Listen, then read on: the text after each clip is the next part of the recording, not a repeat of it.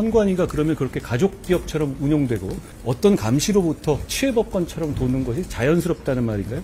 그래서는 안 됩니다. 저는 이 점도 말씀드리고 싶어요. 선관위의 문제는 선관위를 헌법이 이렇게 독립기관을 만들어준 건 잘하라는 거지 자기들끼리만 즐겁게 지내라고 만든 건 아닙니다. 그렇기 때문에 선관위가 감시의 영역에 포함되어야 된다. 제가 햇빛 안 드는 곳에 곰팡이 핀다고 말씀드렸는데요. 지금 곰팡이가 많이 피어 있습니다. 헌법재판소의 결정이 저는 뭐 수긍은 안 갑니다만 어차피 현재 헌법재판소의 결정으로 감사원의 감사권의 범위에 선관위가 벗어나게 돼 있잖아요. 그럼 이런 식으로는 국민의 신뢰를 얻을 수 없다고 생각해요. 그러니까 저는 이번 87체제를 극복하는 개헌에 있어서 선관위에 대한 개헌도 필요하다고 생각합니다. 선관위의 독립성은 존중하되 선관위에 대한 감시체제, 그러니까 감사원의 감사 범위를 헌법 개정으로 선관위까지 넓히는 등의 방법을 도입해야 된다고 생각합니다. 그리고 선관위 문제는 이런 문제도 있어요. 선관위의 헤드가 법관이 비상임으로 근무하게 돼 있잖아요. 그렇게 돼 있음으로 인해서 끼리끼리 밑에 실제로 실무자들끼리 뭉칠 수 있는 구도가 형성되고요. 또 나아가서는 아무래도 팔은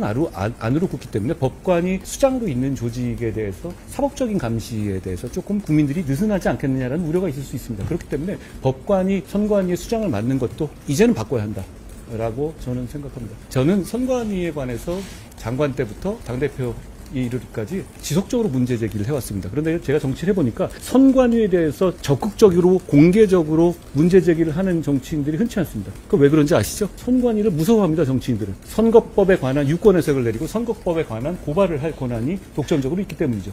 그렇지만 저는 문제 제기를 해왔는데요. 제가 문제 제기해왔던 여러 부분이 반영되면 그나마 나아질 거라고 생각하는 게, 첫 번째는 저는 장관 때 수개표 반영 꼭 해야 된다고 했는데 그건 어느 정도 됐습니다. 그리고 당대표와 비상대책위원장 당시에 사전투표에 있어서 선관위 직원의 직접 날인이 꼭 필요하다는 주장을 강력하게 했었죠. 그때도 뭐 이게 선관위 흔들기냐 뭐 이런 식으로 민주당은 주장했던 것 같습니다. 날인하라는 게 왜 선관위 흔들기겠어요? 그렇지 않고요. 그리고 사전투표 대신에 본투표 기간을 늘려서 투표의 편의와 투표를 독려하는 건 유지하면서도 사전투표를 멀찍이 떨어뜨려 놓음으로 해서 그 중간에 이슈가 반영되지 않는 부분, 그리고 선거운동 기간이 굉장히 짧아지는 부분 등의 그런 부작용도 많은 부분이 하고 계시기 때문에, 게다가 많은 분들이 이렇게까지 이거 싫다고 하시면 안 해도 됩니다. 이게 꼭 해야 되는 건 아니거든요. 그런 차원에서 저는 사전투표 대신에 본투표 기간을 늘리는 방식의 개선이 반드시 필요하다고 생각합니다. 그 점을 저는 오래전부터 지속적으로 주장해왔는데요. 이런 점들이 반영됐을 경우에 많은 점들이 바뀔 수 있다고 생각해요. 선관위는 사실